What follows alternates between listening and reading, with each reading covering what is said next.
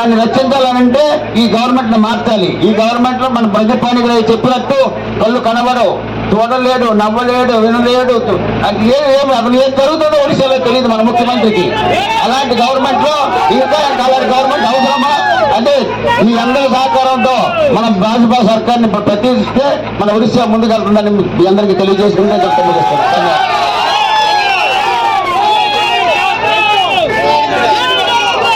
ಲೆಕ್ಕతో ನಿಶ್ಚಯ ಚಿಡಿಯೋ ಲೆಕ್ಕతో ನಿಶ್ಚಯ ಚಿಡಿ ಬಾ ಮಗ ರೊಕ್ಕಿಯಾನೆ ತಪ್ಪಿಸಿ ಹೇಗಲ್ಲ ಔಟ್ ಲೆಕ್ಕ